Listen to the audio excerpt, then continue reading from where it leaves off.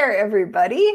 So wonderful. I just personally just really enjoyed the table chat. So a shout out to old friends being seen again and wonderful discussions.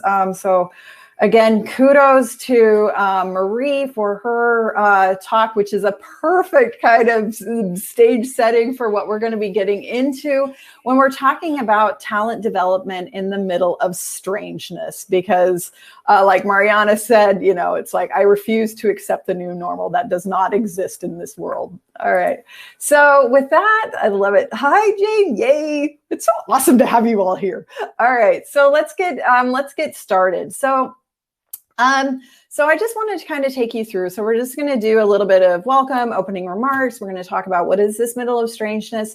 And then we're going to do a dive to say, okay, well, what do you want to get out of work? So again, building upon that discussion of what is your unique, awesome sauce, getting that clarity of purpose, to then taking this into the aspect of, as we look to the talent development in a total talent universe and what's important. And maybe there's things like moons that wax and wane in importance, but how are we bringing them to the table? And the final one is, of course, the witch's brew as to, and what you gonna do. All right, so that's what we're gonna be doing together today. So this is me. Hi, everybody. I am the Chief Talent Navigator at Transforming Talent. I like to say I'm a full stack talent developer. So I go end to end, and that's where it's fun for me. I lead the career growth stream and this awesomeness of the Career Growth Summit. I used to study, so I got my BA in work cultural pedagogical psychology, and I specialized in work teams. And I have my bachelor's in anthropology, archaeology, and German, because I'm obviously really good at figuring out what to study when you don't know what to study. All right, and I can also speak German. And the reason why I didn't do archaeology is I got really sick of being in a broom closet weighing bone dust. So yeah, so that's me. All right. So question to all of the participants. All right. So who recognizes this quote? Whose song is this from? I know we have a couple of musicians here in the room. All right. So times they are a-changin'. Okay. So come writers and critics who prophesize with your pen and keep your eyes wide, the chance will come again. All right. So who is this? Who is this? Does anybody recognize this poet? This poet. We often call him by his first name. Anybody? Bueller. All right, so it is Bob. It is Bob Dylan. So this is a wonderful song. The times are changing, and it is really very befitting as we look to all of the talk that is going on around return to work. What's going to be happening in June as comparison to what is actually now happening in September. All of these prophecies around, you know, what will work look like? How will job descriptions change? What does remote working look like? So as we look to these different aspects, there's all sorts of people saying, okay, this is what we need to do and why. Rather than now looking at the conversation to say, I'm sorry, we're on a middle of a weird train. All right. So this is why this is called talent development in the middle of the strangeness, is we are on a subway train. We are at the station and it's going off into space. And what's going to happen? We can have some ideas, but truly this aspect of the pandemic is not just the health, it's also the social policies, political, the upheaval in terms of what's been going on. I mean, the rain in New York and New Jersey, for example. So these are the things of there isn't a normal. And this aspect of how are we understanding what it means to do talent development in this very ambiguous and very paradoxical situation is something that we as talent and learning leaders need to take a particular look at as we look to think and say, what is it about what I'm doing where it really makes sense and has an impact and is really meaningful to what we're trying to achieve for the person, for the teams, for the organizations, and then for really truly the reason why your organization exists. And these are the questions that we in Talent and Learning are asking and needing to be asking ourselves. Okay. So with that, a bit.ly. All right. So here I would like you to please, we are going to be doing a little bit of interaction. So I'm going to put the link into our chat. So if y'all could go there. All right. Do you see it? Just a little thumbs up if you're able to get in. Yay! All right. Perfect. I love it. All right. So we are going to be asking a couple of questions to you. All right. So let me stop presenting that and then present over here. So you guys are just impressed. Like we're so good at just switching gears here. Yeah. All right. Perfect. All right. So welcome. Talent development in the middle of strangeness. First question, active poll. In your own words, how would you, personally you, describe the current middle of strangeness in terms of working, living, and learning? Okay, so please show, give me your answers. Frustrating. Yeah. Okay.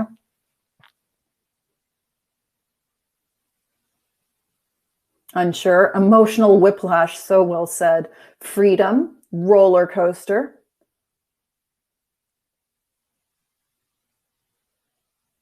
Different. Evolving. Unsure. Malaise. Nice. Yeah, very true. Reflective and liberating. Different.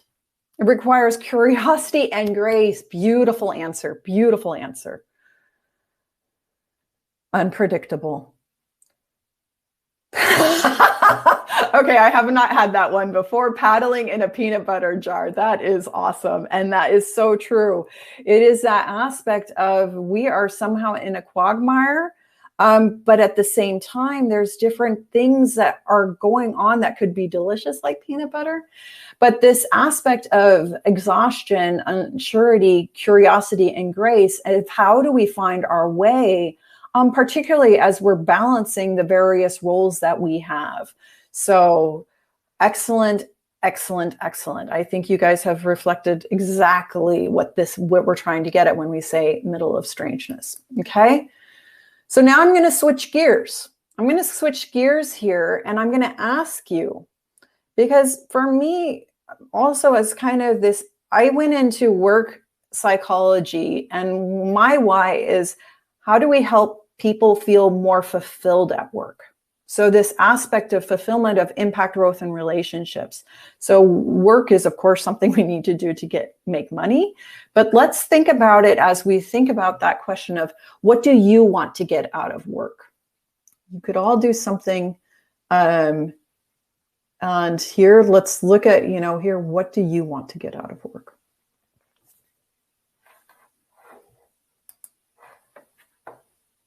Kudos to someone not train wrecking right now.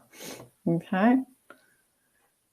So as you look to what you want to get out of work in terms of fulfillment or purpose and meaning, connection,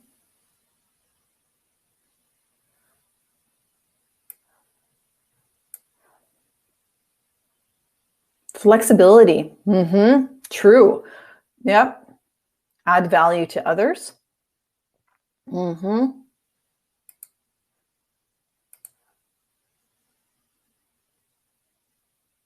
Freedom.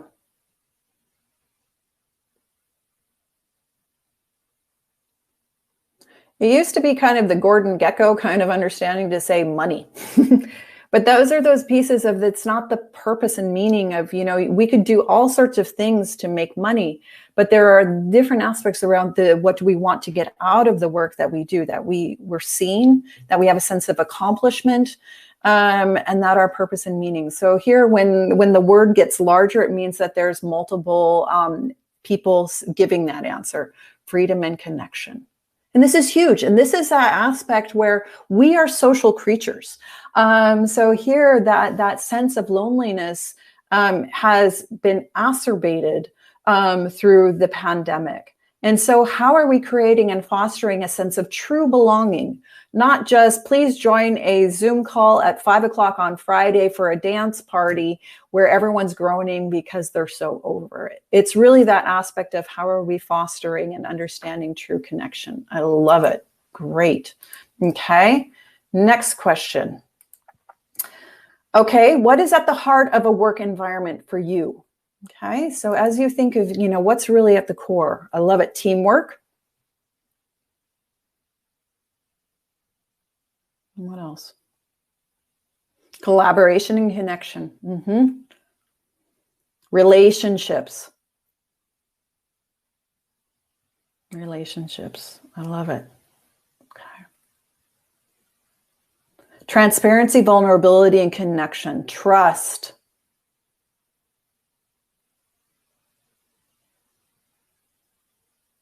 So these are all very human. These are all very transformational pieces to say, I feel like when I'm going to work, I'm in that brave space where I can experiment, where I have grace, where I feel seen and I can be who I am. And the people that I'm working with, there's that sense of trust and connection where we can grow together. And that, in my humble opinion, has not always been the conversation. Okay. Fourth question.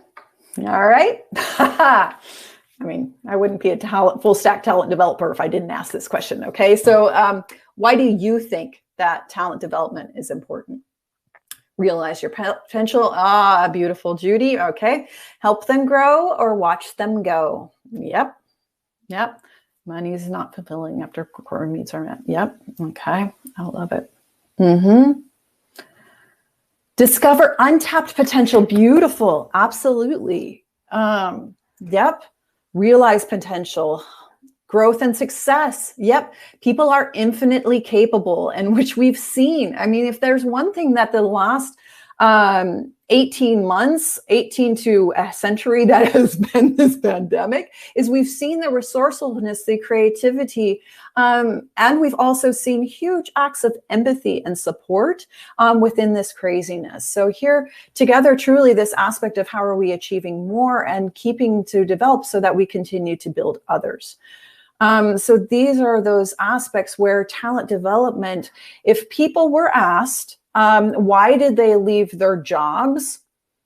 What was it? What were quite often the answers? I know that Fosway gave a study out, Kat, when we were there. So the answers were here. Used to be they would leave their bosses. That's still very true. But the number one answer, at least my last look, was this aspect of development, where people being developed for the job that they had and the job that they were growing into. Now, it will be very interesting, and I'll touch upon this particularly tomorrow together with Jane as we talk about vulnerability around the safety economy, where these aspects of how seen do you feel, how respected, how flexible are we able to adjust. These are those aspects that come into more and more those choices that we make as a talent and a talent at work as to the work we do and who we do the work with. Okay, so I love it. Thank you so much. That is perfect. So here, as we think about these questions, and now we're going to be going back to kind of uncovering, and where does this come from? Because again, quite often when people look at talent management, talent development, it's quite often seen as a little bit of window dressing of, yeah, we need to do it. It's a kind of a consistent process. We have a job requirement. It's coming in Q3. So then we'll start sourcing a couple of maybe 1-2 months ahead of time, to now really saying we're looking at talent and we're looking at talent development quite differently than perhaps we were doing in 2019. Okay. And this is those aspects. Well, there's a little bit of a typhoon underneath the guy in the lounge chair. And this is that situation of, it's that mix. It's the peanut butter swimming. And so this is why when I, stopped to kind of say, okay, what is it? And something that I got quite irritated with is like quite often we would be talking about purpose, or we would be talking about business goals, and we wouldn't say, okay, but how does that play out? What are those reward systems? Why are we doing what we do?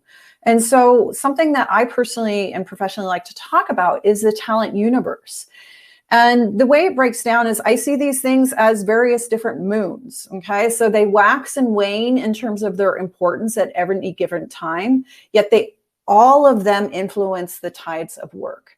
And so when we're talking about, for example, context, what we're looking at here is what is the business arena in which you're doing your work? So for example, L&D cares, the context in which we're looking at learning and talent and fostering it at a very deep personal level as to who are you, what's the contribution you would like to have and how would you like to grow, as well as what's going on in terms of the future of learning and where is our function and role going, and looking at that changed context. So the context I personally always like to go with. The next one is those aspects of the principles, and this is quite similar to oftentimes the values, but for me, it's principles is the way I see it is what are the things you choose to do? What are those things that you choose not to do? Okay, so for example, a principle is everybody gets the development that they need. So not just the goldfish from talent management, but really everyone looking at those is what do they need? So building on what Marie was just talking about in the unique awesomeness sauce. The third moon that I like to look at, and I think particularly nowadays in this context is so important, is well-being. And with well-being, I mean your vitality as a human. So this is looking at, how are you doing in terms of your mental well-being? How are you doing in terms of your relationship, your social well-being, as well as the things I should be doing, like going on more walks, etc. So those are all those aspects that fall into those aspects of well-being. Personal growth. How am I having an impact? How am I growing? How am I building upon those relationships? To then, and this goes into what Marie was just talking about in terms of the Kobe, is what are those drivers? What are those things that motivate you, which are really strong, which pull in a particular direction? And then what are the goals? What are we trying to accomplish? So all of these things come together in this talent universe. And we as talent and learning leaders or researchers or talent acquisition, we're really looking at how does this affect what's going on within our individuals, within our teams, and within our organizations. Because it really goes into looking at those imperatives as to how do we understand our context as well as our talent mindset, because it takes us away from this strange survival mode. I know a lot of people were let go and furloughed at the beginning of the pandemic, and where everyone was in a total panic because they had lost some of their deepest talent because they were just looking at some different factors in terms of economy, of how much does this headcount cost, rather than impact to business. And impact to the relationships within the organization. So if we're going away from the not only looking at our survival mode, but really thinking around those aspects of adaptation, thriving to flourish, that's a very different space as we look at the talent universe that we're trying to go. Because at the end of the day, and this is a lot of you are probably all familiar with Dave Ulrich and the 6 Bs that he had. And I got this also from Korn Ferry around talent on the napkin. And it's about what is the talent we have today? What is the talent we need today? And what is the talent we need tomorrow? And then we would build up our talent strategies around who do we need to buy? Strategically, we don't have this knowledge in our organization, so we need to get it. What do we build? So here, traditionally, L&D and talent, how do we build that up within the organization? Because this is institutional and important knowledge. It's key for our capabilities. What do we borrow? Because, it's not our core competency. There's wonderful people in the gig economy, et cetera, that we can have. It's a temporary thing. Who do we bound in terms of who do we promote?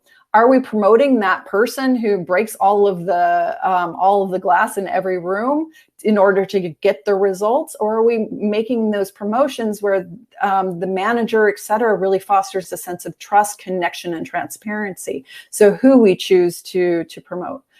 Then bind, in terms of who are we retaining and engaging and understanding what those factors are to really stay within the organization. And then the sixth one, bounce, meaning who, maybe this role is no longer needed. It's not part of our context anymore. So this is not something we need to do.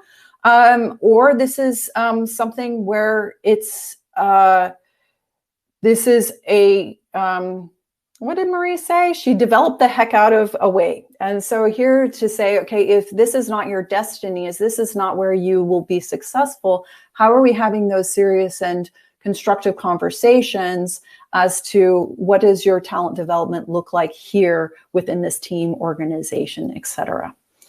And then I added the A, which is automate. And this is, I know, particularly within the talent acquisition. And here, this space is HR tech has been very, very active. And they're oftentimes looking at very singular solutions, which is a challenge oftentimes for us within HR and our systems and our HRIS systems, because they don't talk to each other. So we really need to also have an understanding as we make these choices around the 6 Bs, what do we automate and what do we keep in-house? Okay, so for me, this is a very traditional kind of supply chain look as to how do we conduct talent management. What's changed and what is important to really have as part of our mindset is here, what does the talent need from work?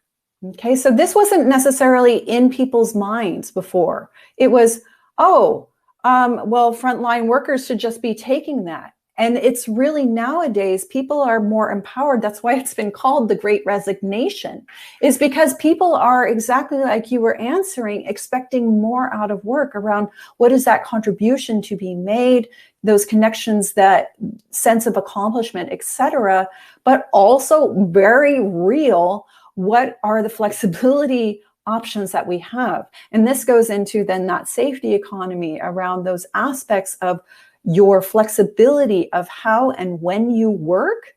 This has become a bigger marker than oftentimes the talent development, which is a totally different can of worms than oftentimes our colleagues have been expecting, because it puts the talent into a very important seat, driving where their careers are going.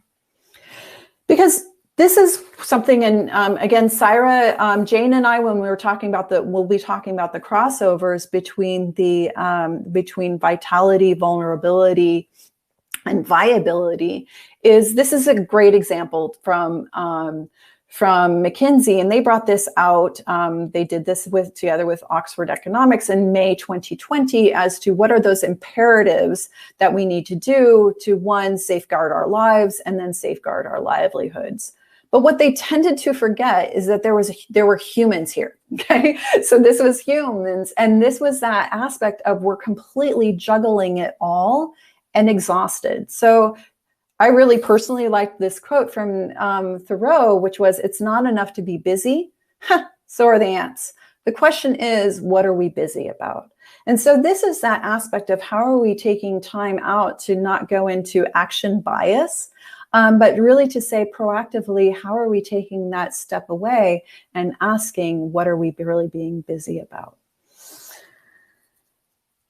And so this goes into, as we look to what does the talent need, it's changing the conversation to then say, what is the new social contract around how are we engaging community at every level? Starting with ourselves as to when we're talking about the social contract of why does a community come together? Why does a community choose to put their contributions together to make something happen? And that's a social contract. So You political science majors, if you're in the chat, you guys can give a much better, more detailed. I'm happy to follow up. But a social contract is essentially we as a group decide to come together. What are the things that are important to us in terms of how we come together? So it happens for you, it happens for leadership, and it happens at the team as well as the society level. And these things right now in this middle of strangeness are being recalibrated. They're being challenged. They're being questioned in ways that in terms of a collective, we are all in this strange, weird universe together. We're all in this strange boat together. These are being changed and reflected. And this is then also an imperative for us within talent and learning to say, what are we really looking at here? What is that? And I hate this unique selling point, but to really to say, how are we contributing to those social fabric of what it means to be part of our team, what it means to be part of our leadership team, and what it means for the contribution that we're making to a broader impact in society. Because these, as we look to, and this was some of the latest research as to what is really showing up as successful leadership is these aspects of collaboration, resourcefulness, creativity, communicating, trust, listening, managing ambiguity, relationship building, self-control, and teamwork. Interestingly enough, you all probably recognize quite a few of the answers you gave in the little poll that I gave to you at the beginning of this talk. And this is where leadership has got really, truly a brand new bag. It's a lot more of the social relationships. And that's why we like to say the soft is the new hard. And it's really true. It's how do you do this well, and what is the mindset or what is the space that you're coming from and coming with that will really make a difference. And so when we dive in and we look to the organizations that are doing particularly well, oftentimes those have been in the environmental, social, and governance arenas. And interestingly enough, because they really did have quite a lot written down in terms of the social contracts, as well as what do we do then, and very principle based. And it really also goes to show how is the leader. And so when, and I'm happy to give the references to the research there, and when they really did a deep dive into those aspects that I just discussed around the leadership got a brand new bag, they also showed, particularly now, how is that looking when we're looking at remote teams? Because here, what has changed, particularly for into this middle of strangeness, is all of a sudden people weren't together. And so those aspects of how do we create a sense of belonging? How do we create a sense of connectedness beyond just our tasks and leaning in towards one another? This is those aspects of how are we really making sure that a dispersed team is the default to how we act and interact. And so it starts out, and this is that aspect of empathy is everything. How are we one team, different and equal? So it's not that, Zoom was kind of funny, here the president was all of a sudden on the bottom left, and just that little different placement had a different effect on how the team interacted and communicated. Making space for humor, all right, of course, this is that aspect. There's also going to be a little bit of the in the gallows humor that is just part of what is 2020, 2021. Communicate to the order of at least 3, being as transparent as possible, assuming positive intent, and being included as well as being inclusive. And so this is that aspect of we can't always see you. A lot of people have started and are being onboarded in organizations where they've never met anybody in their team before. And so how are we making those people feel welcome? How are we explaining those things that are kind of the unwritten rules that nobody really talks about when we've only met each other virtually? So these aspects of team cohesion, of connection, and how do we foster that have really come to a major forefront, where before, the people who led remote teams were a little bit of an anomaly. Otherwise, everyone was in the same building. And this is where, in my opinion, like with the CEO of WeWork, where he said, you know, people were only contributing really if they were in the same building. It's like, okay, maybe he had a little bit of an economic reason why he was saying that. I've always led remote teams. My team was everywhere. It's about how do you leave and foster that connection? Is it easier when people are in the same building? Yes, but it's also much harder for that one person who's not in the same building. So how do you foster connection between your team is an imperative for any leader, be they in talent and development or in supply chain. And so this, when we're talking about how are we working remotely and being connected, what we take into account, and when we're looking at our relationships and our well-being, these are those aspects of what is that role of belonging? How are we dealing with the uncertainty? How are we understanding that maybe we all got into this pandemic at the same time and we are all in the same boat, all in the same storm, but we are in very different boats. And how do we have the empathy for leaning in right there? And this comes back into what are those aspects around our code of conduct for our work, life, and health? How are we doing our part? How are we not looking to be sold to, but really to truly supported? These go into our relationships as well as our motivation. And so for us as learning leaders and as in talent, it's that aspect of how are we taking the time to see how we're leading ourselves before we're leading others. So it's really those aspects of how are we making time within these areas for you, for me, and then for us together as a team, okay? Because for each one of us, it's going to be slightly different. So it's going to be slightly different because there's going to be something that's important maybe to Marie that is very different for Kat, which is very different for Cheryl, which is very different than for Stu. And what that looks like, you can only understand if you have an actual conversation with them. So if we look at those aspects of what makes us happy at work and how are we having an impact, we're also really looking at what makes me happy and effective can be very different. So if I ask you, is it Friday night and what do you want to be doing? Do you want to, and this is where I'm going to ask you in the, I'm going to ask in the chat, okay, Friday night, what do you want to do? All right. So you're exhausted. You're like, oh, just give me food. I want it delivered. It's going to be delicious and fresh. So if you want that, then you write quick food and then what kind of takeout you want. If you are happy it's Friday, you finally get to connect with your spouse and you're going to have a nice meal together. You're going to have some beautiful wine. Maybe you'll have a beautiful cocktail.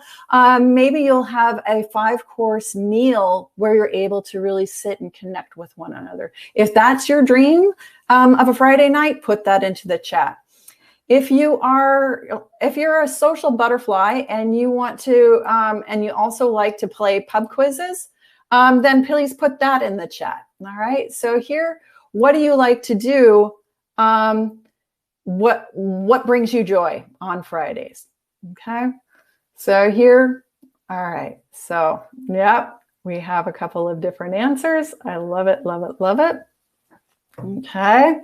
Yes. All right. So for me, I'm usually looking to feed me and relax and maybe watch a little bit of Ted Lasso in the evening. All right, so that's me. So, but what I'm trying to get at here is that for each one of our talents, it can be very different, and it's always dependent also, you know, here, how do we see the growth? How do we see the aspects of our relationships and what we're trying to accomplish? And that's why when I talk about what impact growth in relationships, that's why I like to talk about fulfillment at work. I'm not talking about happiness. I'm not talking about employee engagement. While those are very important measures, if you're constantly challenged at work, it can also really be strenuous, straining, etc. You don't ever feel like, okay, I'm in that psychological safety zone. So when you're fulfilled at work, you're in that brave space where you have the grace to experiment, where you're able to have relationships where you can grow, where you feel like, okay, this is something that, yes, okay, maybe there's a challenge in that relationship, but you're able to move forward. The impact, and this is what you brought in the questionnaire, which is that sense of accomplishment. Does what you're doing, does that make sense? Does anybody look at that report? If nobody's looking at the report, why are we doing this? And then that third aspect in terms of growth, how are you growing within the role that you're in? And how are you touching on those different aspects that are within your potential? Okay, so those are those three aspects when we're looking to measure fulfillment at work that really go into looking at the strength, because this goes into the innovation, this goes into the collaboration, this goes into the evolution, and the co-creative ability to rethink and reframe the different problems that we're looking to solve. Okay, so when we're looking at fulfillment, it's really also looking at the motivation of how are we feeling valued, what are we doing in terms of work that we're passionate about, how are we having open communications and healthy debate being encouraged, and having a sense of being seen and secure. Okay, so this is being seen as a human. So these aspects have truly been exacerbated when we're looking at the situation of talent development in the middle of strangeness. Okay, and so we are going to be doing, and we're going to be doing this in at the final table talks rounds, is Marie and I are going to be talking about the career resilience, and we're going to be asking you the questions around why do you do what you do, why this job, why this organization, why this industry, to really kind of look at how's it going now, what's that impact that you're having, how is it aligned to your personal purpose, how does it enable your growth, and how meaningful are those relationships. So this is what we're going to be doing at the table rounds at the end. And then we're going to look at, okay, and then what do we need to do? Okay, so what doors to your growth do you see? What would make you knock on that door? All right. And then we're going to go into what's the one thing, okay? Because I always like to keep it simple. So what's the one thing we're going to do to invest in your own growth so you can start knocking, okay? So that will go into the future you. Because, again, the why now, if we look to those success factors for adapt to thrive, not just survive, when we're looking at the imperatives for the talent universe, we know that Captain Chaos is at the helm. So shout out to anybody who understands that reference. Happy 70s. Juxtaposition, viability, vitality, and vulnerability, great resignations, or at least rethinking careers, nimbleness, adaptability, all of those factors as to what goes into success. These are those aspects as we look to the imperatives behind our roles in talent and learning, behind our roles in terms of social sciences and behaviors. How are we really helping foster, create a meaningful path? And that it's not just something is better than nothing. And that we're really creating workplaces with workplace dignity where people can feel seen, heard, and are seen and heard. Okay. So with that, we can shed those little different moons and lights on each of those different areas. So this is just an example that I made up as to what could that look like as we're going into those different areas of context, as we're going into the different areas of principles, well-beings, looking at our different career choices, what are those drivers, as well as goals. So again, we'll be doing this in the breakout this afternoon and evening to really kind of dive in and say, as we look to kind of our own development paths within this talent universe, what is important to each one of us. Okay. And with that, okay, anybody who has worked with me knows that I definitely have a soft spot for creating playlists.